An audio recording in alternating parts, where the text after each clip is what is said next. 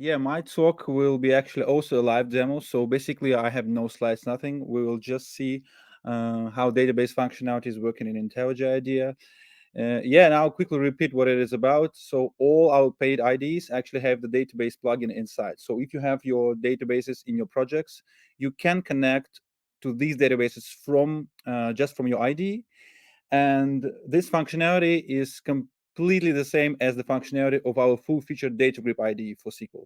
So some people, they do love having their database stuff inside their IDE, have just all-in-one tool. Some people, they know that this exists. For example, they work with Java and IntelliJ, but they want to run DataGrip as a separate IDE, so they want to have their database stuff inside a separate tool. Everything I'm going to show you today is the same for these both cases. So there is no major difference between DataGrip as a separate tool and IntelliJ or PHP Storm or PyCharm Pro, whatever, or the other IDs regarding databases. Yeah, that's a small intro. And let's have a look what actually we have inside. This small, tiny tool window can actually do lots of cool stuff. And first, if you want to connect to a databases, first thing you need to do, you need to actually open the tool window. So I don't have the side stripes because I don't like them. They eat too much spaces. But when I usually want to open the tool window, I just go view to the tool windows, and here there is a database tool window, and I open it, and here is my database tool window. By the way, yeah, what I forgot to mention, that my ID now is quite heavily zoomed in. So if I just check it, I see that there is 150%, so that all of you can see my font really properly. Uh, that's why many tool windows have a lot of space in my screen. Yes, that's not how it works by default, but that is just better to see what is actually going on. If you want to zoom it out, you can also go here and whoop, whoop, whoop. I just hover it. Okay, 150 is okay for me. So this is the database tool window. Here you have your data sources. And if you want to connect to a new data source, you just press this plus button, you choose data source, and see that you can connect basically to any major known database you heard of. Of course, we support the major ones: Postgres, SQL Server, MySQL, Oracle. Also, there are some NoSQL databases like DynamoDB or MongoDB. And if you have some not so famous database, you can also check for this database here. Here is the basic support part. And there is a major difference between complete support, what we have here, and the basic support, what we have here. Complete support means that we have our own syntax highlighting, our own SQL parser to actually highlight your queries, highlight your SQL, doing some coding assistance, some coding analysis. And we create our own syntax parser for each dialect of this database. And also with the complete support, we have our own introspection queries. And this is the very important part about the introspection. Introspection is the unique thing in the world of database tools, and it is unique because of the following. DataGrip or IntelliJ retrieves the metadata from your database and index it, and then use this metadata for code completion, coding assistance, navigation. And that's why navigation and coding assistance is really, really rapid and fast in IntelliJ-based IDs, because we don't go to the database each time you need to have some auto completion or whatever. We just know about all your schema. And to retrieve actually this metadata, we need to write a query. We need to create a queries. We need to get this system data from the database, and we create this. So we create these queries for each database, and that's how introspection works.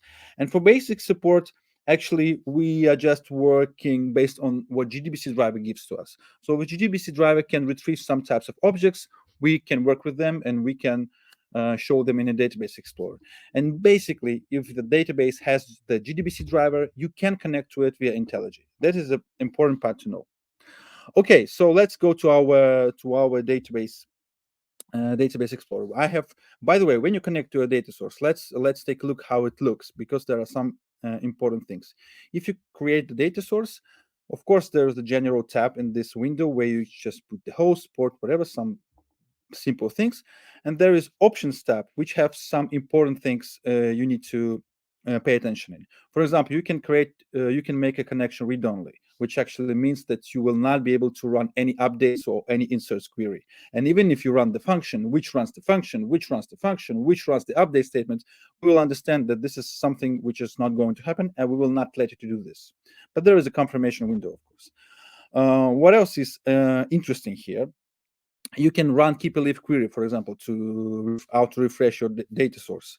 You can have any kind of startup script. So there are plenty of options about introspection. For example, you can uh, turn off the autosync. Autosync means that DataGrip or IntelliJ, since I'm from DataGrip team, I always stay with DataGrip, or IntelliJ, where Intelligent IDEA Conf. So IntelliJ runs the synchronization every time you update something. If you don't want IntelliJ to run the synchronization, if you only want to do it manually, you just need to turn this off.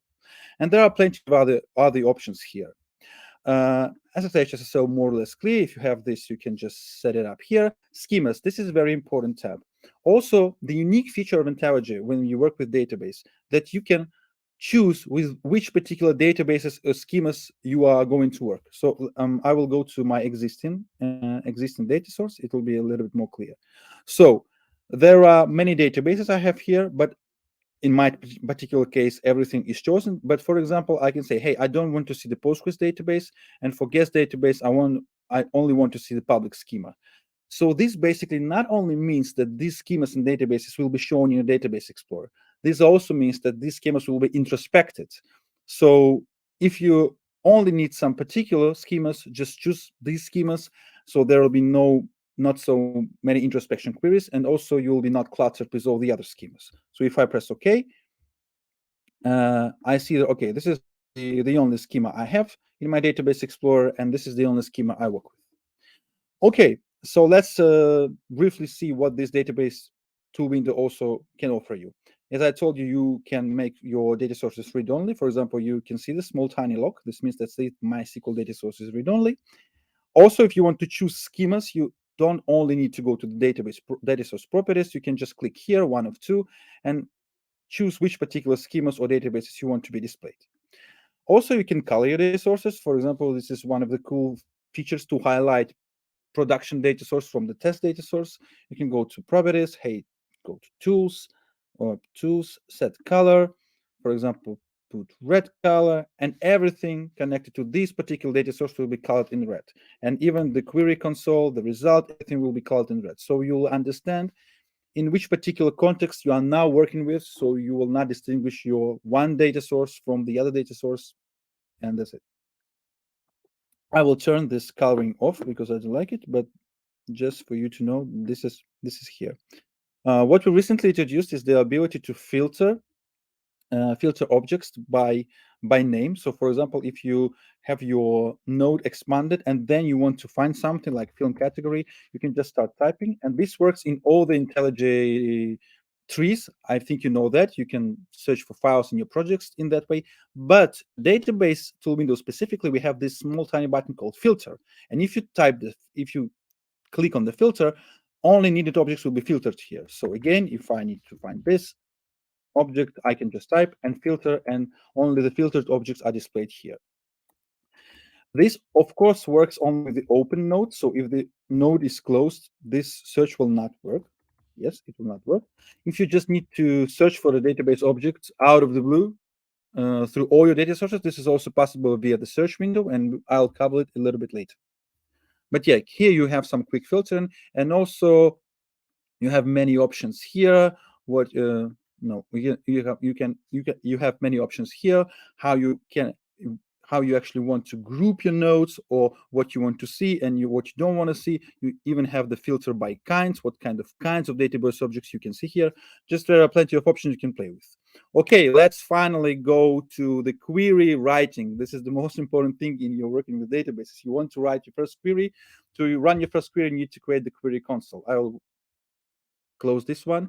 You go just here, new query console, and this is the console file. Actually, console file is the temporary file which is strictly glued, let's say it like this, to the data source you're working with.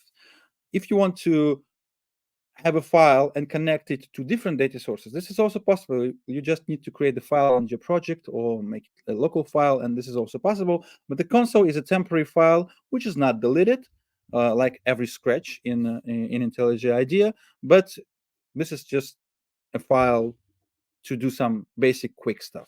Here you define the search path. So I work with Schema public, and let's create our first query. That's it. My first query is done. What I just did, I used the live templates.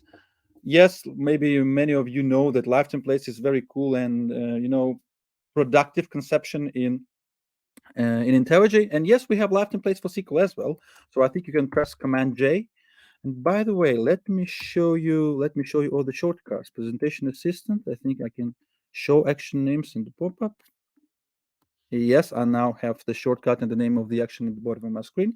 So yeah, when you press Command J, you see all the available live templates. And of course, SEO is the live template for select. I can invoke it that way. And I just choose the table, and that's it. And I run my query, and my query gives me some results here. This is more or less obvious.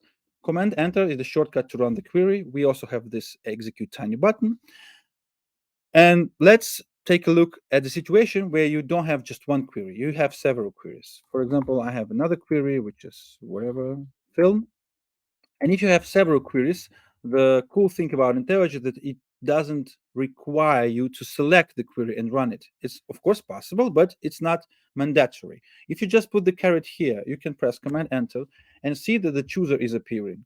And this chooser offers you to run only the query under the caret or both queries or the whole script. If you run two queries, you get two results. This is obvious.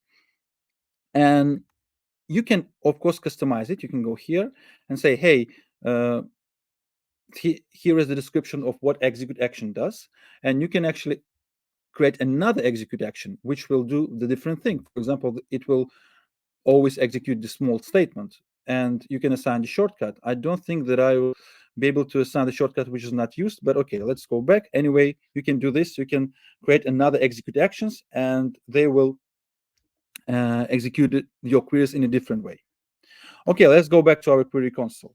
Code completion. Of course, IntelliJ is very famous about code completion, and in database stuff, we also have code completion available. So as you can see, we have analyzing all the foreign keys in your database. And if I want to join the film actor, I can choose the film actor condition and have the full line join completion. I will maybe do something like this, so you will see the editor. If I want to write another join, I can just type join. Maybe I need to type film. Okay, film. This is also possible. Maybe I want to type film category. FC. Also, I use the abbreviations to have all the full line join completion. I can do something like this, and that's it. My query is created in several seconds, and it works, and I get the results. Also, another cool thing about the coding assistance, if you have the wildcard, which is not the best practice as far as I know, you can always expand it and see all the column lists. So let's do this. I'll use the Alt-Enter shortcut. I think maybe you know from the previous talk that Alt-Enter is one of the most important shortcuts. And there are several actions which actually IntelliJ offers you to do with your query. And expand column list in the first place, you press Enter, and what you have all the columns expanded from the wildcard. And I will show you just the editor. Hide all windows. This is a very cool shortcut I like. So as you can see, all these columns are expanded, and they are also qualified according to the ambiguity.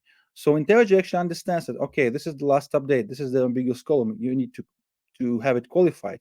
And if you will just delete this qualification, it'll be highlighted because in advance, we understand that this is the ambiguous column reference. This query is not going to work. And this is the result of introspection, of course, because we already have all this metadata. So that's why IntelliJ is capable to analyze your SQL before you actually run it. If you want to qualify the other columns, this is also possible. You can do even multi-qualification. You can select what you need, press Alt-Enter, hey, press Qualify, and everything will be qualified.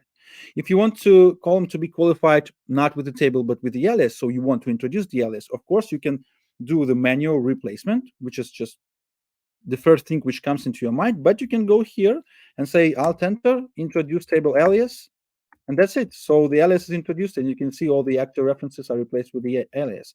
And then with the help of refactoring, you can even rename it. So for example, I go here, I press Shift F6, the refactoring shortcut, and I'd say type something new alias, whatever, and now it's renamed.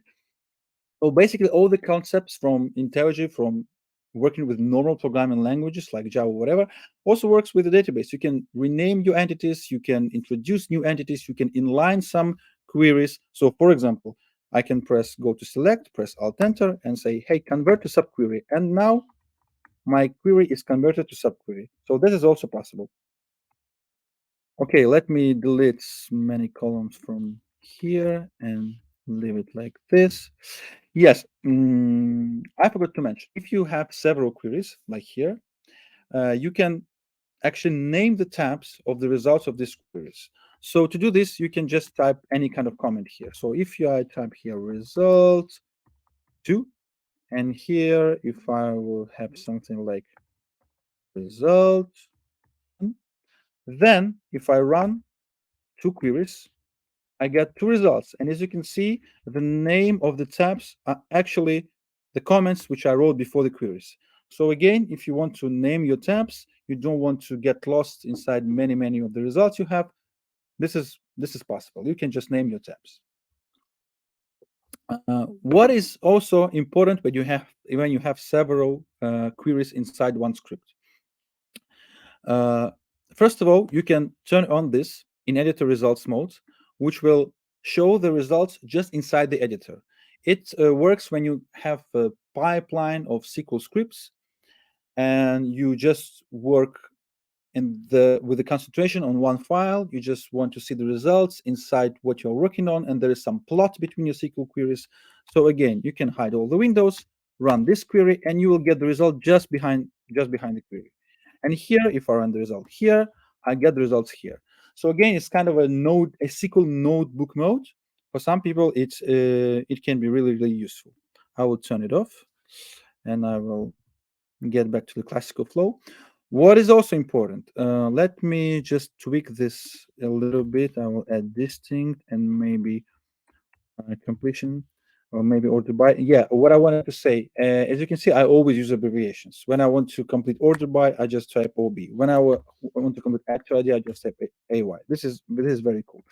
And for example, I want to get select from actor and also something like this.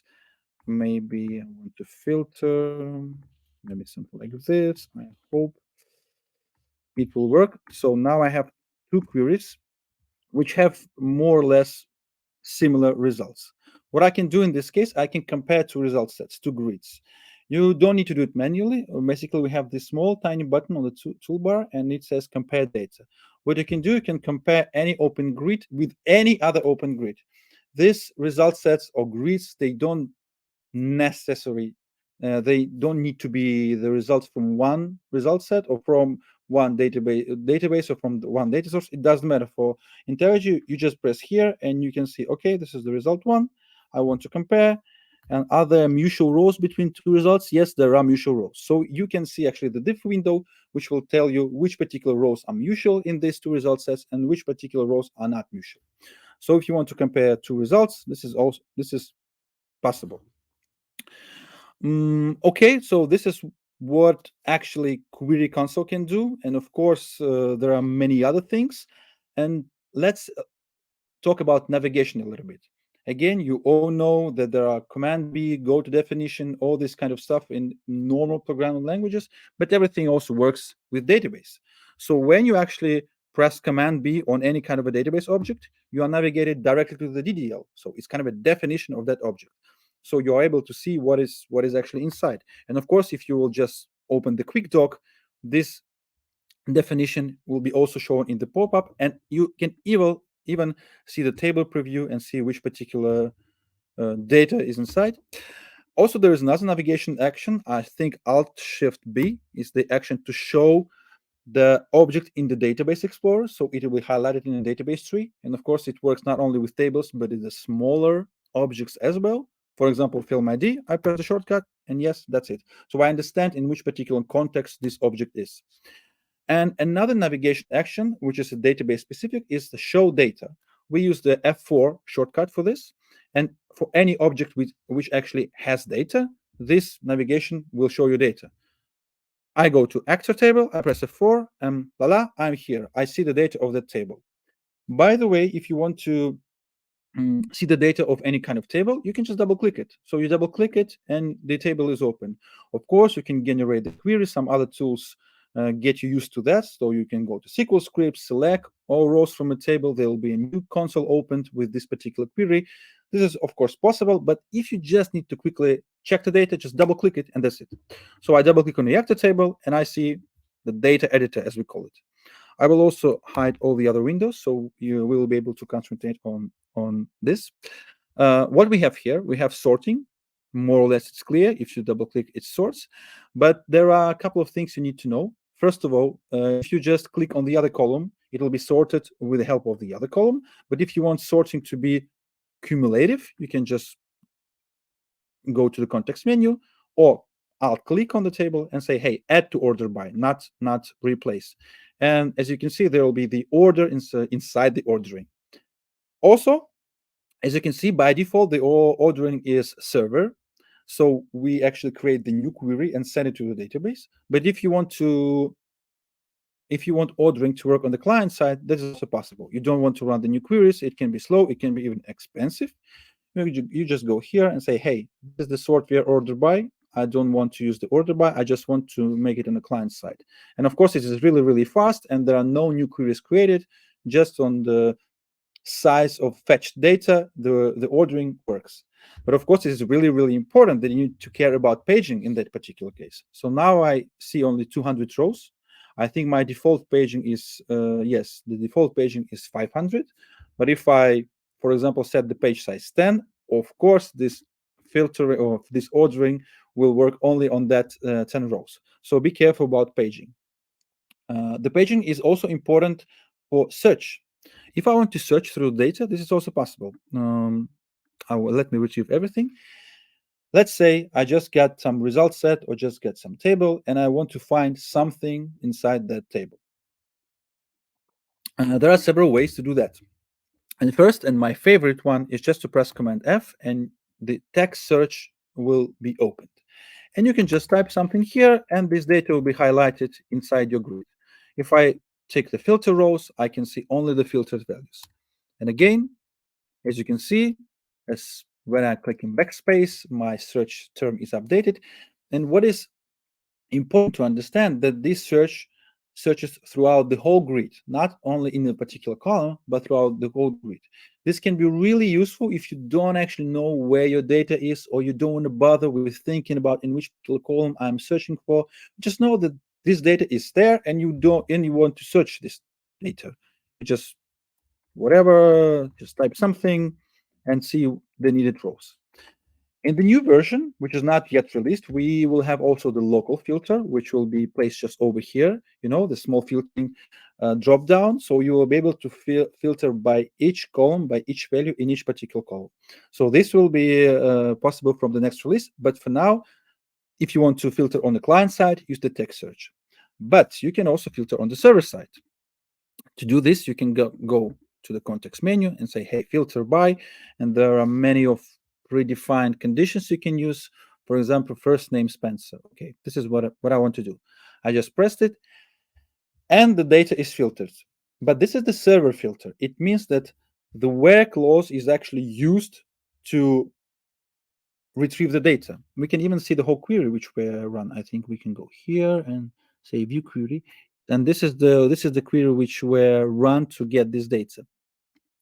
And you can see this is the where field where this condition is shown. And you can even do something like this. You can type anything like you're typing the where clause. So last name, H, press enter, and that's it.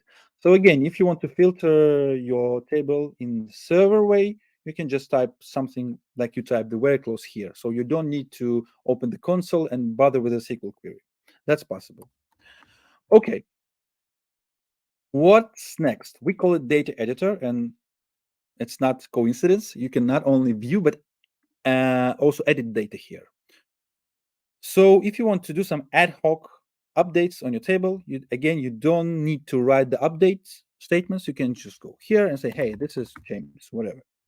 And this is Skelly, whatever. You can even do some multiple editing. This is also possible. This is very cool.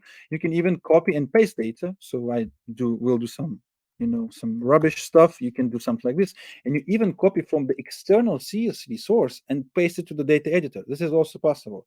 So this is kind of a small Excel to work with your tables. As you can see, I can even delete rows. I can update, I can add new rows. So this is also possible. And when I do these manipulations, of course, these manipulations are not yet in my database. They're just local. And you can detect this by seeing that they're highlighted.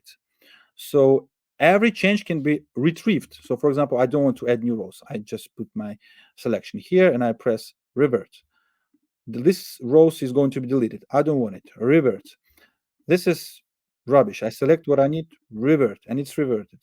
This is also something senseless, revert, and say this is the changes I really want to make in my database. I can press submit, or I can just press preview pending changes. And when I click on preview pending changes, I see that, okay, this is the queries which are generated to make the needed changes. You can just copy these queries if you want to use these queries in some other context or whatever, or you can just press submit. That's it. So my changes is generated. I can even see it in the services tool window in the log tab. Yes. So this is actually the queries which were run to make the changes in my database. So this is about data editing. Let's briefly take a look on what this toolbar offers to us. Paging, already mentioned. Refresh, more or less clear. This is the automatic refresh. You can set how often your grid or data editor needs to be refreshed, so you will never miss the third-party updates. We already covered what is add row and delete row, and this is the manipulations with data. Here you can actually decide if you want to update your data in manual mode, or you want to use database transactions, or in automatic story mode, or you want to use database transactions. What it means that if you use the manual mode, there are two buttons added here, submit and commit. So it's not only the layer of IntelliJ here, it's also the layer of database. So after you press submit, there will be committed transaction, and only if you manually commit this transaction, the changes will go to the database. So, but I personally use automatic mode. This is the DDL button, more or less clear what it does. It shows you the DDL of the particular table. You can go back via the same button. This is search, already covered. And this is charts. We recently introduced charts. Let me maybe show you it in more. Oh, no. This is not my shortcuts I am used to. Windows database. And by the way, yeah, this is the very cool moment to show you find action. I'm pretty sure that Trisha already showed you, but again, find action, I think it's even more important than alt enter, Shift command or control A, you just go find action where you can do anything with the IDE. Why I actually bothered with this now? Because I want to show the database tool window. I don't remember the shortcut in IntelliJ because in DataGrip it's a little bit different. I just type database here. Okay, that's it. I press enter and I'm done. So at every moment like this, when you do remember how to do anything in IDE, use find action. Okay, so what I wanted to mention, I forgot. Yeah, charts. Exactly. So for example, sales by film category. This is the views which shows me just a simple table about sales by film category. You can go here. Oh, sorry, I will close it now. Show charts. Yes, and you will be able to see the simple chart based on data. And there are plenty of options here. You can choose which particular types of plot you want to use. So again, if you do some small, tiny data analysis, this is very, very, very cool. Let's go back to our actor table. By the way, I use recent files. And again, Trisha already showed you that this is one of the most important things in IDE. When you're lost, Command E. If you want to reopen something, what I'm doing now is using recent files. Okay, so this is very, very important drop down. In this drop down, there are plenty of data extractors. Data extractors actually let you to choose in which particular format you're going to export your data. So the most simple is CSV. This is more or less clear. If you choose the CSV, say you want to make a CSV file from this table. Okay, you just export data, you choose the extractor, CSV, you choose the output file, and this is the CSV file which is going to be created. What is not more obvious, what is not as obvious, that you can not only export your data to the file, but you can also export your data to the clipboard. To export your data to the clipboard, obviously what you need to do is to press copy. So if I select some data, I press copy, it is copied to my clipboard. And let's create another Scratch file, which will be just a plain text. Yes. And here's what inside the clipboard. But if you choose another extractor, say SQL inserts, it means that when you copy data, here is what you have in your clipboard. If you paste it to the query console, of course, it will be properly highlighted. So here's what you have in your clipboard. And we have many extractors to help you with exporting. So this is the list of extractors. I personally like where clause extractor. It helps you when you create the plot of SQL scripts. Let me show you how it works. So for example, I have a query which gets the actors with last name begins with M. Not so much sense, but whatever. What's wrong? Okay, I didn't choose the schema. Public. Okay. Last name doesn't exist. What's the problem with this? Yes, public actor should work. Yes, like this. And this is the bunch of these actors. And say I want to work with the IDs of that actor. I want to copy them and use them in another query. Here I choose the where clause extractor. I select the whole column and I use the extend selection shortcut for this. I press copy, and what do I have in my clipboard is this. And then I can use it in, hey, film actor query, something like this, and that's it. So before we actually implemented this feature, I myself always did this, copy in whatever, but now it's automated. And what is cool about these extractors, let me go back to extractors, that these extractors are scripted. So we have several scripted extractors. And if you go to scripts directory, you can see that inside your project tool window, there is the folder where we have all these extractors. And these extractors are just Groovy scripts. So you can create your own extractors. You can download extractors from GitHub. You can share these extractors. You can adjust the existing extractors. So any type of format you can think of is possible with IntelliJ. What I also like is pretty one. If you use the pretty extractor, you can copy your data, and what you have inside your clipboard is this. You can just quickly send some piece of data to your colleague with the help of extractor, so you don't need even to print it out to make some kind of a file. Just make it really quickly. So this is about extractors, and more or less I covered everything. Maybe one cool feature is copy to database. Any grid can be copied to the database, and actually it can be copied to any kind of database. And I personally like this feature because it helps me to work with the result sets, not with the tables. So for example, if I have some query, and let's imagine that this is a very long query. If I run it, I get the results. And then I want to work with this result like I work with the table. If I will add some where clauses here, it will be recounted, it will be run again. It can be really slow. Let me add this thing here. So, okay. Okay, so if I want to work with this result set, what I can do, I can press here, copy to database. And these results can be actually copied as a new table to any database, not only to the Postgres database, to MySQL, to SQL Server, whatever.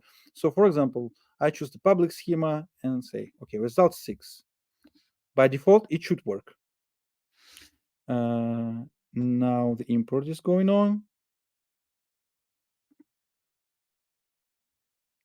Let's wait a little bit. Okay, there was some kind of a problems with my types. So is there something in my table? No. Okay, let's create the results a little bit simpler. Maybe something like this. Again, I go to copy the database. result 7. Okay. I want to copy it to my public database. Okay. Yeah, this worked. So again, I have a result 7 now table, and this is a table created from the result set, and I can even ensure in this. So I can press a shortcut, navigate to the database tree. Yeah, it works. So now you can see that this is the result number 7, and it's exists in my public schema. And you can work with this with a new table. And basically, this again, I will repeat, this works with all the grids and with all the databases. Okay, so more or less, I covered what the data editor is about.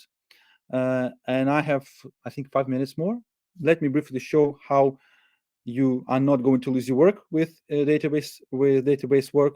Of course, there are some platform features which already covered. I personally like the local history. You can always check what kind of queries you typed, and if you want to go back in time 10 minutes before, 1 hour before, you can always use the local history. You can revert to any revision of any file.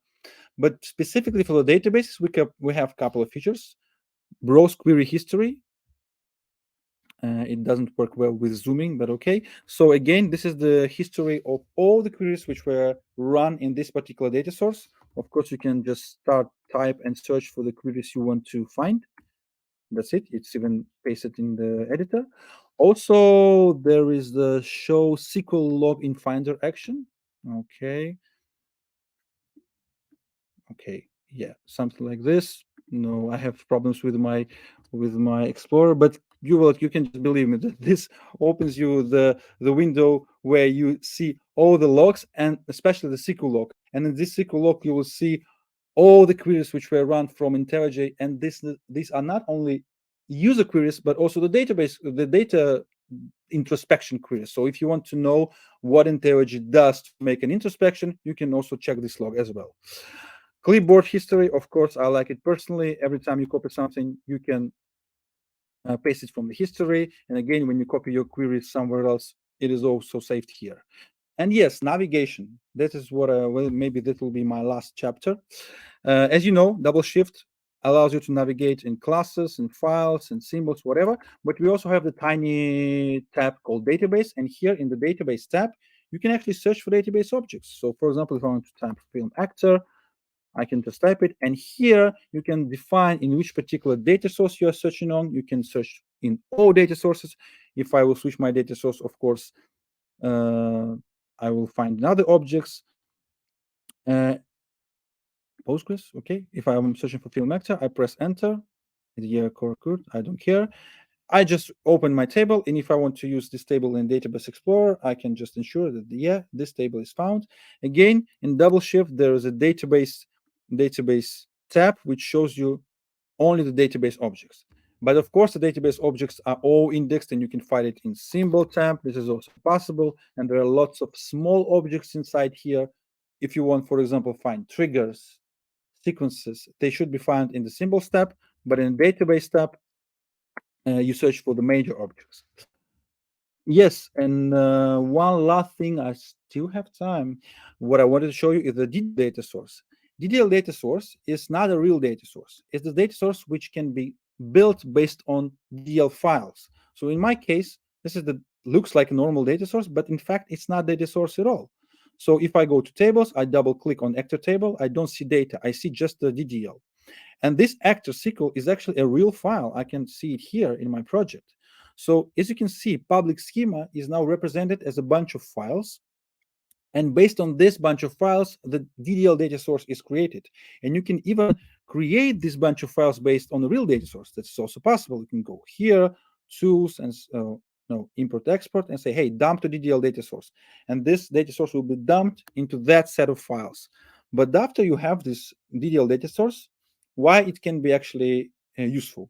First of all, you can have the code completion based on the objects you have here. So let's say you don't have the access to the real database, you just have the DDL. You can create this DDL data source, and all the objects from this will be completed when you write in the scripts, when you write in your SQL strings inside Java classes. This is also possible. And also, you can see the diagram of this DDL data source, like you can observe the diagram of the real data source. So for example, I go here, I say, hey, diagrams, show diagram, and it shows me the diagram. I can even zoom it in. And yes, this is the diagram describing all the relations inside the DDL data source. So again, if you have the DDL files describing your schema, you can create a fake data source inside your database tool window and then work with this. Of course, you cannot run real queries, but many of other features will be working as well. Yeah, so this is about DDL data source, and I think more or less I'm going to finish, and we'll be happy to answer questions if you have any. And again, we hope if you have databases in your project, just try this database tool window. You can like switch from all the other databases IDEs and work just inside IntelliJ, and we hope you'll like it. Or you can use the DataGrip as a separate IDE, which provides completely the same functionality. I'm done more or less. Thank you very much. Max, hello again, and thank you for that great talk. I think I didn't promise too much. It was just really good stuff, really. And I didn't, by the way, I didn't know about the when did the charting and the diagrams and all of that, when was that added? Did I just miss that? Diagrams, yes, they were here for ages, like starting from version 1, but the charts are pretty new. Mm-hmm. Yeah. All right, so we've got a couple of questions. I'll go through them, and I just wanted to add one of the questions I have myself actually. When you mentioned at the very beginning with the proper database support that we offer with our own parsing and the introspections, everything, what can people, by the way, expect in terms of being up to date with the latest, I don't know, SQL standards, features, whatever? I mean, is there some sort of a delay or lag in our support, essentially? So basically, again, supports in like on a very high scale, supports consists of two things, like connection and introspection, and SQL parser and syntax support. So what about the syntax parser? We are really fast because adding the new constructions in the language is just like 1 to 3. So when you know that this language is going to be released, the new version of the language, we do it really quickly. Regarding the connection, in majority of cases, the connection to the old databases works with the new version of databases. So we need to do nothing. But sometimes there is a driver update, there are some changes in the new version, but usually we know about them pretty in advance, and we also quite quick, especially with the major databases. So the short answer to your question is we are quite rapid here. Okay. The next question from Michal, I think. Is there any plan to add support for graph databases like ArangoDB, for example? There are no plans, at least for 2024, but I have to say that the demand is not really high. For us, the main source of checking the demand is our issue tracker. People go there, people vote for new databases to be added, and of course, there are lots of databases in the world. We have lots of supported, but there are even more that are not supported, and we need somehow to prioritize what we do with all this new stuff. And our open issue tracker is one of the main sources where we look. So please upvote the issue. Just write a comment why you actually need to have this in IntelliJ, and we'll consider that. And again, I have to add, I was surprised to see how many databases are hidden under the other item currently. So yeah. The next question is, how can I distinguish between multiple database connections like production testing databases in a manner that's more discernible than just using names? And I guess then you also showed the color coding in your presentation. Anything else that pops up in your mind? Basically, we answer that please use read-only mode for production. Please use the color coding. And that's basically it. We are thinking about maybe different, pre-templates for productions and test data sources. It's not yet implemented. For now, color coding, read-only, and names should work fine. Mm-hmm. The next question by Charlie. How would you approach sharing database configurations with other developers in your team? For example, for onboarding, we have a lot of databases and it's a lot of work to add these manually for each developer. So it looks like they're not, I don't know, sharing a config somehow. Yeah, so first of all, you can just copy and paste data sources. And when you copy your data sources, there's the XML created, and you can even send this XML, whatever, to your colleague. Your colleague just pastes it, and it works. your colleague just need to update the password because we don't store the passwords. But also, actually, all the data sources are described in the special configuration file, which is called data sources XML. I don't remember the path because it's quite complicated, but it exists. So if you put this data source XML under Git or whatever, you can share this file and it will work just immediately on many IDs. Right, yeah, exactly, yeah. That's also, I just wanted to, I mean, yeah, put the data source file, share it, Git repository, and you're good to go. We have another question by Scott. Is there a background connection left open to get the metadata, it looks like? Yes, exactly. We have, by the way, DataGrip, still DataGrip, IntelliJ works in the mode of several connections to one data source. So of course we have this special connection to retrieve all the metadata, and this is not the connection you are working with when you write queries. Then we have an interesting question, because I personally have never seen such a database, but Yilmaz writes, how would code completion work with 100,000 database tables? Well, that's an interesting question. After the introspection is finished, we don't care, of course, because after the introspection is finished, we already have all this data indexed in the tree mode inside IntelliJ, so it's really, really, really fast. But to introspect this 100K of tables can be a tough task. It really depends on the database engine, on the speed of your connection. So yes, in some cases, it can take time to get the metadata of 100K databases. For Oracle, which is I have to say famous for its low speed, we already implemented the levels. So you can just choose the level 1 of introspection, and level 1 only gets the names of the major objects, not source codes, not small objects, and it should work fine even for the big amount of tables. We have plans, it's on our roadmap, to implement levels for all the major databases. So it will be much faster to get the core metadata for the database, and in that particular case, it should work fine. But again, the short answer is just wait once until the introspection is finished, and then everything will work just like 1, 2, 3. Out of interest, just another question by me. What are the currently most used or most popular databases from your perspective or from our perspective, so to speak? What do people use? So we have data. This is obvious. And the most popular database is MySQL. And MySQL, the second, yes, and the second most popular is Postgres.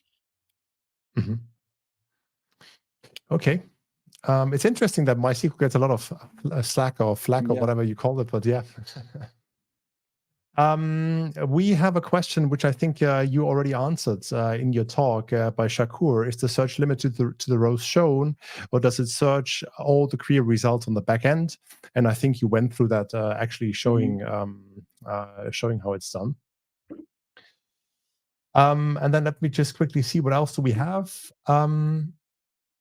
Yes, Rick asks, what is the best way to save, maybe, I don't know, popular queries among your team associated with a database? Can the queries, the saved queries, be exported to other machines running IntelliJ? Yeah, I got the question. We even have the tutorial on that topic. It's called Query Book in DataGrip. You can just Google it, and there we offer several approaches. I personally think that if you want to save queries associated with the database, and also you can share this with the colleagues, just use local files. You can just store your queries in files. These files can be associated with the particular databases, and that's it. And of course, it can be stored under the VCS. So for me, this is the very simple and more or less understandable approach. But there are several ways to achieve saving queries.